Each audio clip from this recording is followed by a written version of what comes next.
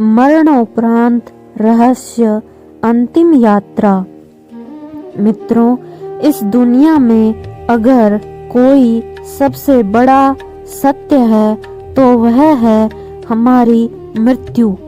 जिसे चाहकर भी मनुष्य टाल नहीं सकता है, फिर भी इंसान जीवन भर भौतिक सुख सुविधाओं के मोह में पड़ा रहता है और उसे इस बात का एहसास तब होता है जब मनुष्य अपनी आखिरी सांसें गिन रहा होता है।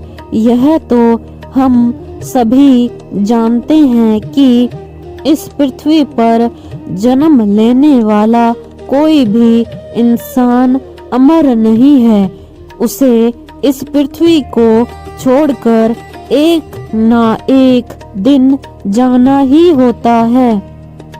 आपने देखा होगा कि हिंदू धर्म में जब भी कोई व्यक्ति इस दुनिया को छोड़कर जाता है तो उसके शव का अंतिम संस्कार कर दिया जाता है। मित्रों, लेकिन क्या आपने कभी सोचा है कि शव को अकेला क्यों नहीं छोड़ा जाता है? मृतक को नए कपड़े क्यों पहनाए जाते हैं? अंतिम यात्रा में राम नाम सत्य है क्यों बोला जाता है? आखिर व्यक्ति के अंतिम यात्रा में मखाने और सिक्के क्यों फेंके जाते हैं? शव यात्रा के आगे मटकी लेकर क्यों चलते हैं? किसी व्यक्ति का दाह संस्कार करने के बाद उसके परिजनों को शमशान घाट की ओर पीछे मुड़कर क्यों नहीं देखना चाहिए? आखिर परिजनों के अंतिम संस्कार करने के 3 दिन बाद ही अस्थियां क्यों चुनी जाती हैं? आखिर महिलाओं का शमशान घाट जाना वर्जित क्यों है? मरने के बाद शिशुओं को दफनाया क्यों जाता है? क्यों मृत्यु होने के बाद घर में पूजा पाठ करना वर्जित हो जाता है? आखिर क्या है इन प्रश्नों का रहस्य? तो मित्रों, आइए आज की इस वीडियो में हम इसी विषय पर चर्चा करेंगे। मित्रों, अगर आप भी इन सभी सवालों के जवाब स्पष्ट रूप से जानना चाहते हैं तो आप इस वीडियो को अंत तक जरूर देखिएगा। मित्रों, आज हम आपको विस्तार पूर्वक इन सभी सवालों के उत्तर देंगे। आज हम हमारे वजूद से जुड़ा एक बहुत बड़ा रहस्य जानेंगे।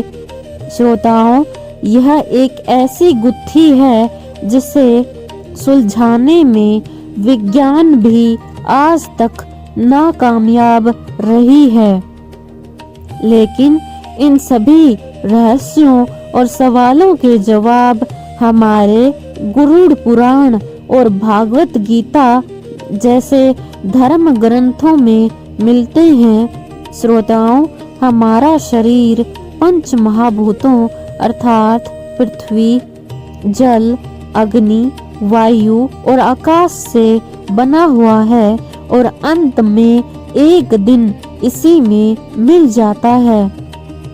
इसीलिए इंसान कितना भी धन कमा ले, कितनी भी ख्याति अर्जित कर ले, एक दिन उसको सब कुछ यही छोड़कर जाना होगा।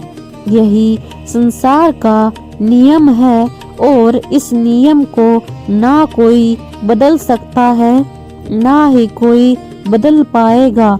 गीता में भगवान श्री कृष्ण कहते हैं, जिसने जन्म लिया है उसकी मृत्यु निश्चित है और जिसकी मृत्यु हुई उसका अगला जन्म भी निश्चित है। यह चक्र चलता ही रहता है। श्रोताओं, आपने यह कहावत तो सुनी ही होगी, यह जीवन तो नश्वर है, यानी हम सबको एक ना एक दिन इस मृत्यु लोक को छोड़कर जाना ही होगा। इसके बाद भी मनुष्य इस विषय पर बात करने से बचता है और मृत्यु शब्द से भी भय खाता है। शायद इसीलिए महाभारत काल में युधिष्ठिर ने यक्ष से कहा, युधिष्ठिर ने, दुनिया का सबसे बड़ा आश्चर्य यही है कि मनुष्य रोज किसी न किसी को मरते हुए देखता है, लेकिन स्वयं अपने मरने के बारे में वह कभी नहीं सोचता, जबकि मौत तो एक दिन उसकी भी होनी ही है। श्रोताओं, पहले हम यह जानने का प्रयास करेंगे कि मृत्यु होने के बाद मृत शरीर को यानी कि शव को अकेला क्यों नहीं छोड़ा जाता है। मित्रों, आप और हम जिस लोक में रहते हैं उसे मृत्यु लोक कहा जाता है। मृत्यु लोक में मृत्यु के बाद अंतिम संस्कार से जुड़ी हुई ऐसी कई बातें हैं जो हम नहीं जानते हैं। मृत्यु लोक से मृत व्यक्ति के शव को विदा करने के कुछ नियम बनाए गए हैं, जिनका आधार आध्यात्मिक होने के साथ साथ वैज्ञानिक भी है। अगर आपने गौर किया होगा तो यदि किसी मनुष्य की मृत्यु सूर्य अस्त के बाद होती है तो परिजन रात बीतने का इंतजार करते हैं और अगले दिन जाकर ही शव को जलाते हैं। यदि शव को रात भर रखना पड़े तो उस दौरान जानकार लोग शव को अकेले नहीं छोड़ते, बल्कि कोई ना कोई व्यक्ति शव के पास पूरी रात भर रहता है और सुबह दाह संस्कार पूर्ण होने तक शव की देखभाल करता है। मित्रों, पहले संक्षेप में यह जान लेते हैं कि किन परिस्थितियों में शव का दाह संस्कार नहीं करना चाहिए। गरुड़ पुराण में इस बात को भी स्पष्ट वर्णन किया गया है कि इन 3 स्थितियों में शव का दाह संस्कार उचित समय के लिए टाल देना चाहिए। पहली परिस्थिति, यदि व्यक्ति की मृत्यु सूर्यास्त के बाद होती है तो शव को रात भर घर में ही रखना चाहिए और अगले दिन सूर्योदय के बाद ही शव का दाह संस्कार करना चाहिए, अन्यथा आत्मा को सद्गति प्राप्त नहीं होती। दूसरी परिस्थिति, यदि किसी व्यक्ति की मृत्यु पंचक काल में होती है तो उस व्यक्ति के घर, परिवार, कुल या खानदान में 5 अन्य लोगों की भी मृत्यु हो सकती है। इसलिए धर्मशास्त्र के ज्ञानी इस समस्या के समाधान के रूप में आटे या पवित्र सूखी घास से 5 पुतले बनाते हैं और उन्हें शव के साथ ही अर्थी पर रखकर पूरे विधि विधान से पंचक दोष समाप्त करते हैं। इसके बाद ही अंतिम संस्कार किया जाता है। पंचक काल में अंतिम संस्कार किए जाने से आत्मा को मोक्ष प्राप्त नहीं हो सकता है। तीसरी परिस्थिति, शव का अंतिम संस्कार तब नहीं करना चाहिए जब मृत व्यक्ति का पुत्र मुखाग्नि देने के लिए उपस्थित ना हो और वह यात्रा करके पहुंचने वाला हो। पुराणों में इस बात को बहुत ही महत्वपूर्ण माना गया है कि यदि मुखाग्नि पुत्र के हाथों दी जाए तो आत्मा को सद्गति प्राप्त होती है। मित्रों, अब बिना देर किए यह भी जान लेते हैं कि मृत्यु के बाद शव को अकेला क्यों नहीं छोड़ना चाहिए। इसके पीछे क्या मान्यताएं हैं और वैज्ञानिक तथ्य हैं। मृत्यु के बाद आत्मा 13 दिनों तक घर में निवास करती है। गरुड़ पुराण में बताया गया है कि मृतक का शव पूजनीय हो जाता है। ऐसे में दाह संस्कार से पहले शव को अकेला नहीं छोड़ना चाहिए, अन्यथा यह आत्मा का अपमान होता है। गरुड़ पुराण में यह भी लिखा है कि यदि शव को चींटियां, कीड़े मकोड़े या कुत्ते या बिल्ली आदि इत्यादि से हानि होती है तो ऐसे ही कष्ट आत्माओं को यमलोक के मार्ग में भी झेलने पड़ते हैं।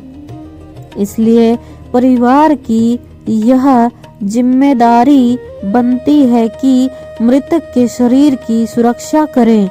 रात के समय तामसिक शक्तियां अधिक प्रबल होती हैं। जब शरीर से आत्मा निकल जाती है तो शरीर निर्जीव हो जाता है।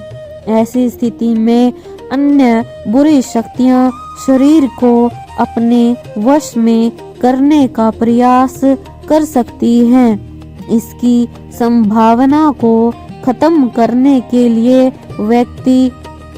किसी व्यक्ति को मृतक के शरीर के पास रहना आवश्यक होता है। यदि वैज्ञानिक कारण की बात करें तो विज्ञान कहता है कि जिस क्षण आत्मा शरीर को छोड़कर अलग होती है उसी क्षण से शरीर का क्षय शुरू हो जाता है। इससे मृतक शरीर से दुर्गंध आने लगती है।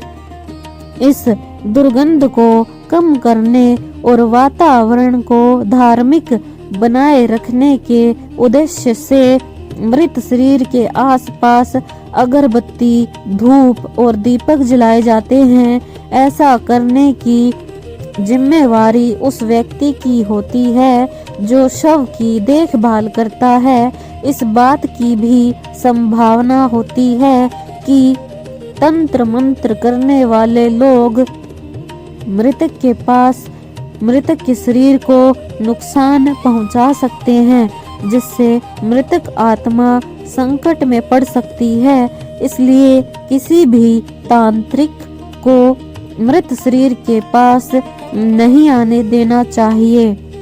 गरुड़ पुराण में भगवान विष्णु और पक्षी राज गरुड़ के बीच की बातचीत का वर्णन है। भगवान विष्णु बताते हैं कि यदि इन बातों का ध्यान नहीं रखा गया और शव का अंतिम संस्कार सूर्यास्त के बाद या रात में कर दिया गया तो उस व्यक्ति की आत्मा को असुर योनि या पिशाच योनि में जन्म लेना पड़ता है और उसे अनेकों कष्ट भोगने पड़ते हैं।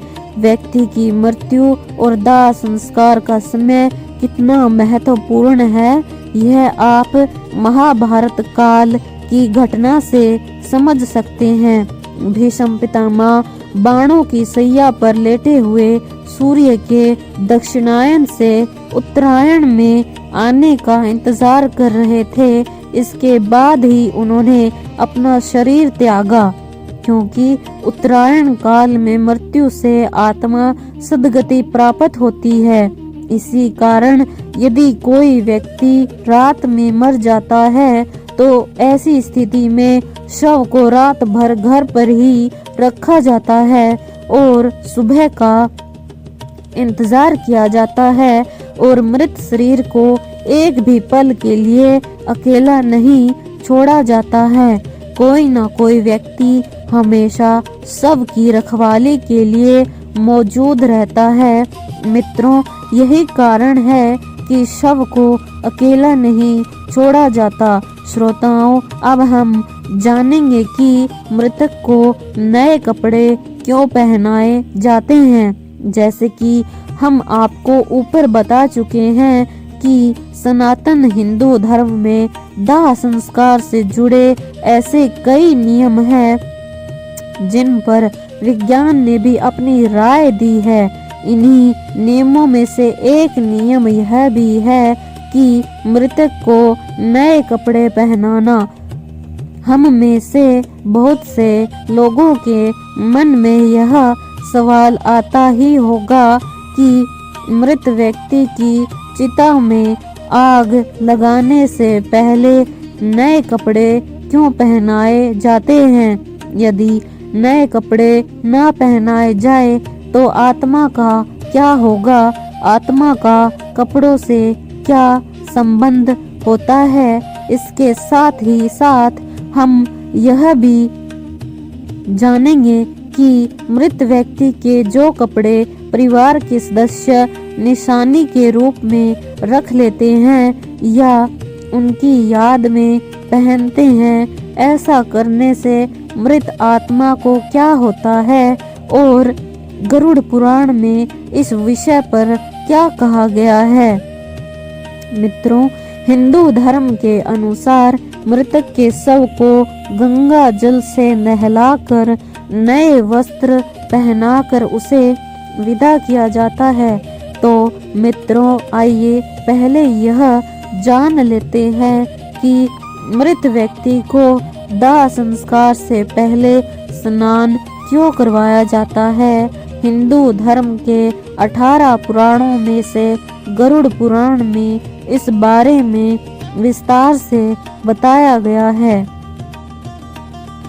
गरुड़ पुराण के अनुसार भगवान नाम एवं गोत्र का उच्चारण करते हुए मृत व्यक्ति को नहलाने की बात की गई है और यदि किसी कारणवश तीर्थ स्थल में अंतिम संस्कार नहीं हो सकता तो ऐसी स्थिति में मृतदेह को स्नान कराने के लिए पानी में गंगा जल मिलाकर स्नान करवाना चाहिए।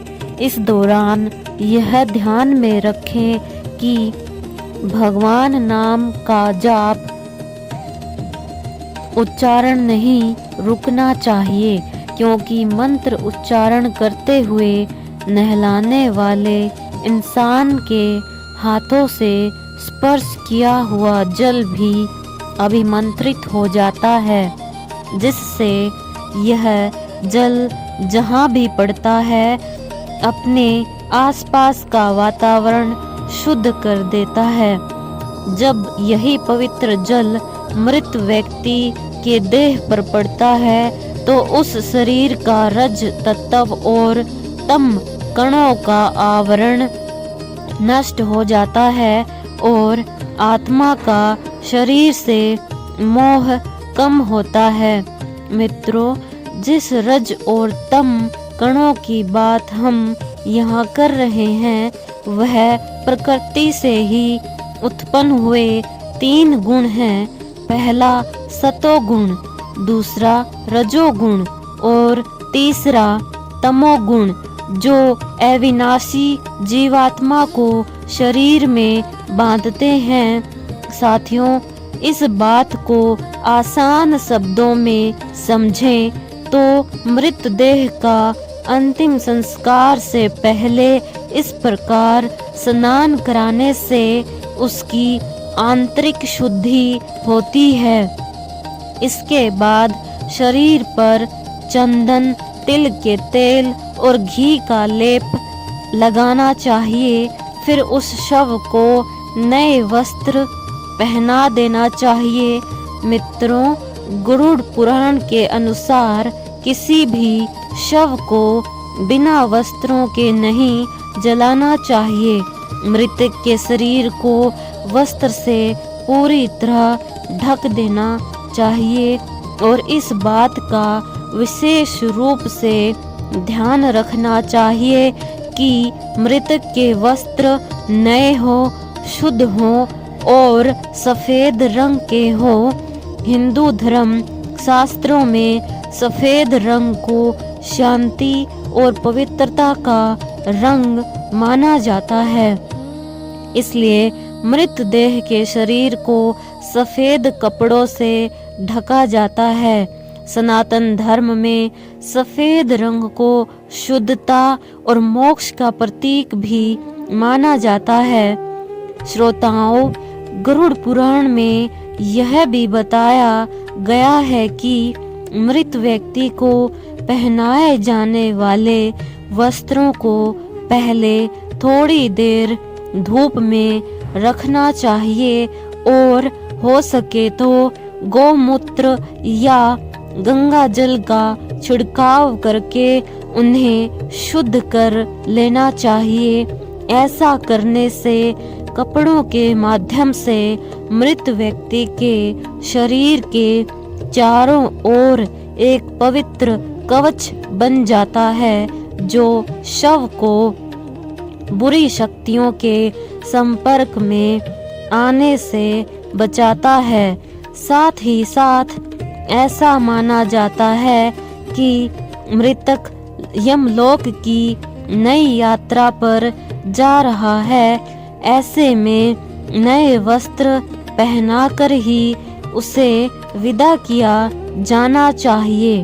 इसके बाद अंतिम संस्कार की विधि को आगे बढ़ाते हुए मृतदेह को चिता पर रख दिया जाता है और उसके ऊपर पुष्प, चंदन और 5 प्रकार की पवित्र लकड़ियों को रखकर मुखाग्नि दे दी जाती है।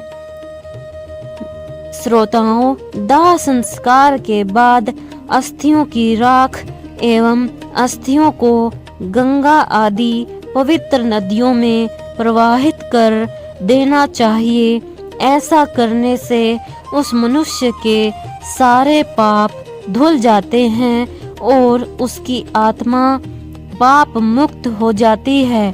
आत्मा की शुद्धि और पाप मुक्ति के लिए ही मृतक के परिवार द्वारा नए कपड़े पहनाते हुए उसे आदर पूर्वक विदा किया जाता है और आत्मा की शांति के लिए प्रार्थना की जाती है।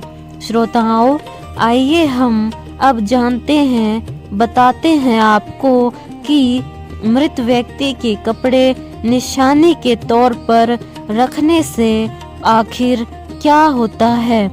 मित्रों, जब हमारा कोई अपना इस दुनिया से चला जाता है तो अक्सर हम उनकी वस्तुओं को उस व्यक्ति की याद के रूप में संभाल कर रख लेते हैं। इन वस्तुओं में आम तौर पर कपड़े और उस व्यक्ति की पसंदीदा चीजें भी होती हैं।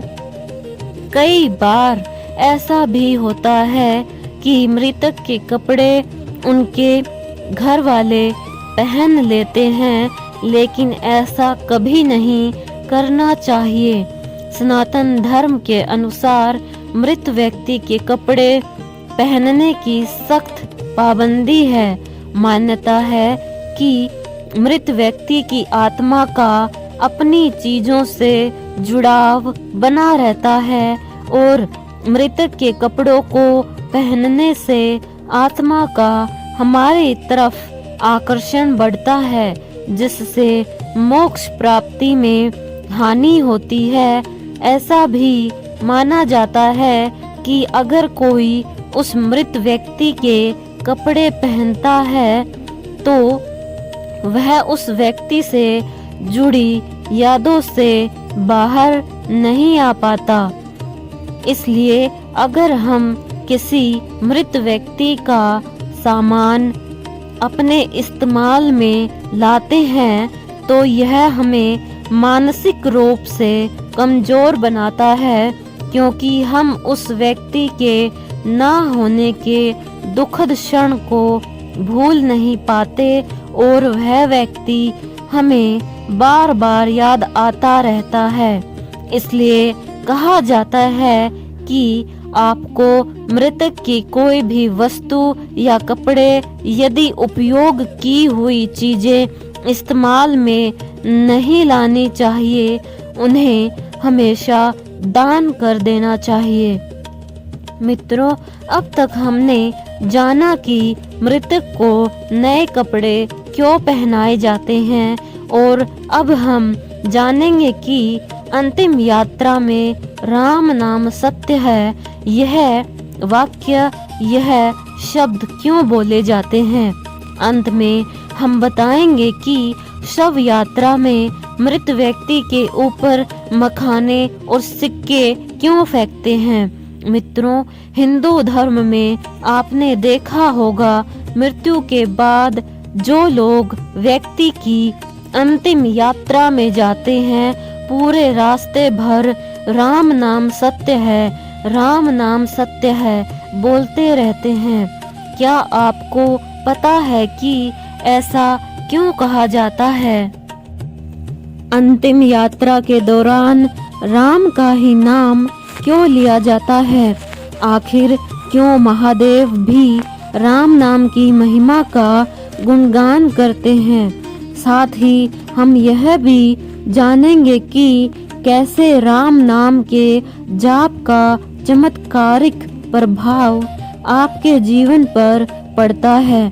कैसे राम नाम के प्रभाव से वाल्मीकि जैसे एक साधारण डाकू त्रिलोकदर्शी महर्षि वाल्मीकि बन जाते हैं और रामायण जैसे महाकाव्य की रचना करते हैं। गोस्वामी तुलसीदास जी ने अपनी एक चौपाई में कहा है, तुलसी अपने राम को रीझ, भजो या खीज, भोम पड़ा जामे सभी उल्टा सीधा बीज।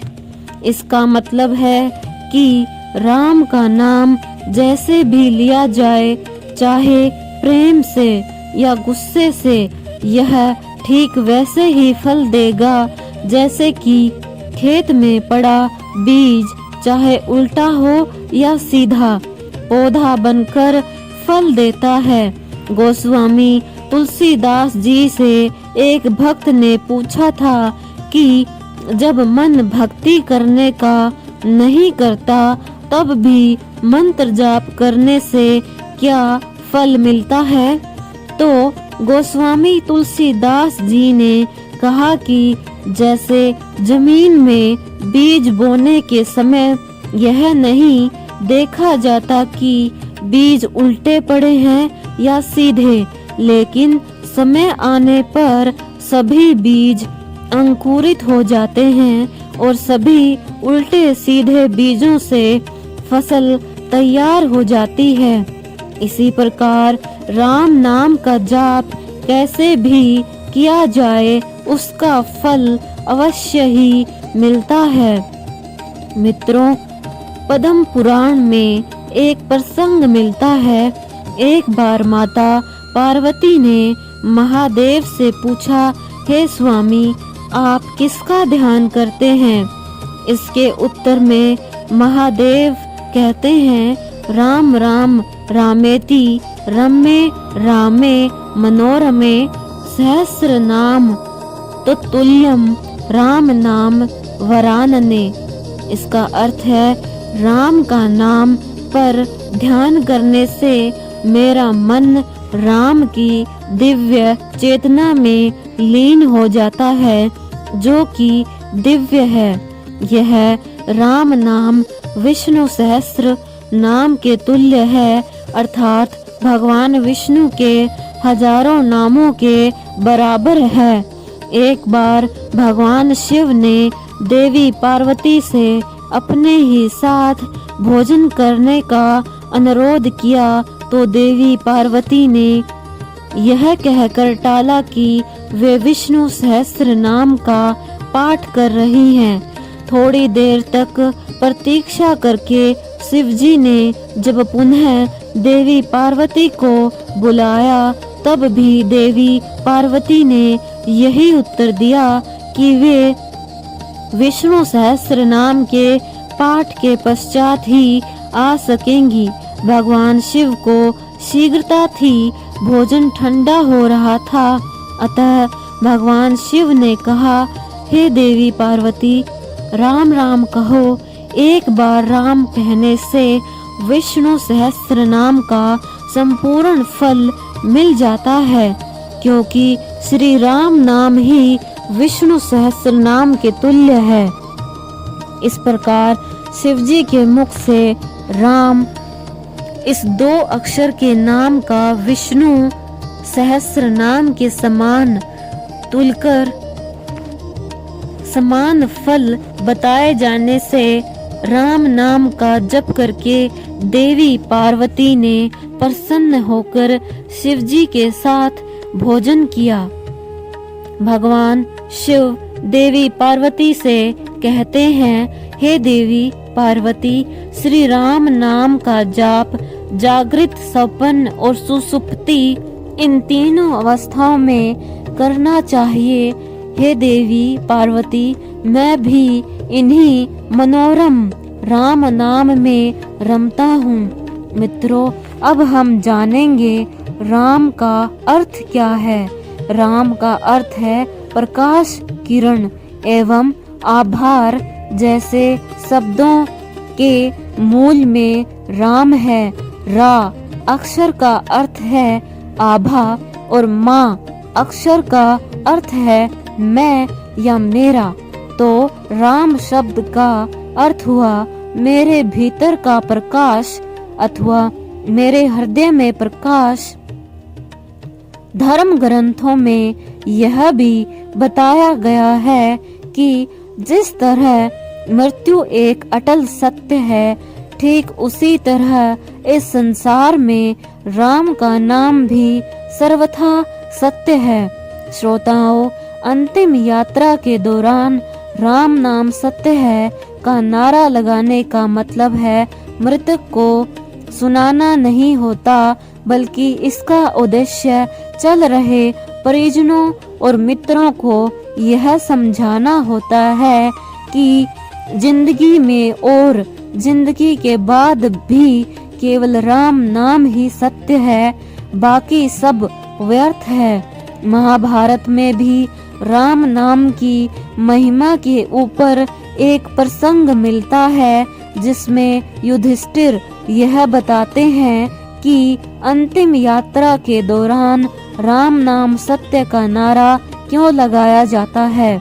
जब मृतक के शरीर को शमशान घाट ले जाया जाता है तो सब उसके पीछे चल रहे लोग राम नाम सत्य है बोलते हैं, परंतु जब मृतक का संस्कार समाप्त हो जाता है और वह पंच तत्व में विलीन हो जाता है, इसके बाद साथ गए लोग जब वापस आते हैं तो वे राम नाम को भूलकर अपनी दुनिया में व्यस्त हो जाते हैं और उसकी संपत्ति को प्राप्त करने के लिए आपस में लड़ने लगते हैं। इसके आगे युधिष्ठिर कहते हैं कि हर मनुष्य अपने जीवन में कभी ना कभी किसी न किसी की अंतिम यात्रा में अवश्य जाता है और राम नाम सत्य है का नारा लगाता ही है, परंतु शमशान घाट के बाहर आते ही वह इस सत्य को भूल जाता है। मनुष्य इतनी बड़ी सच्चाई को प्रत्यक्ष देखकर भी स्वीकार क्यों नहीं करता। इस बात से बढ़कर इस दुनिया में आश्चर्य और क्या हो सकता है। श्रोताओं, अब आप सोच रहे होंगे कि केवल राम का नाम ही सत्य क्यों है, इसलिए है क्योंकि जब राम नाम का जाप किया जाता है तब मृतक की आत्मा को मुक्ति मिलती है। ऐसा माना जाता है कि अंतिम यात्रा के दौरान राम का नाम बोलने से मृतक जन्म और मृत्यु के चक्र से मुक्त हो जाता है और उसे श्री हरि विष्णु के चरणों में स्थान मिलता है। इतना ही नहीं, शास्त्रों में यह भी बताया गया है कि राम नाम जपने से मनुष्य के मन में बुरे विचारों का आना बंद हो जाता है। अपने इसके प्रभाव से मनुष्य बुरे कर्म करना छोड़ देता है और सत्य के मार्ग पर चलने लगता है। श्रोताओं, इस वीडियो में हम यह कथा मरणोपरांत का रहस्य अगले वीडियो में जानेंगे। इसी तरह की रोचक और जन्म मरण संबंधी, वैकुंठ धाम संबंधी कहानी कथाएं सुनने के लिए हमारा चैनल सब्सक्राइब करें और अपने प्रियजनों के साथ शेयर करें। धन्यवाद।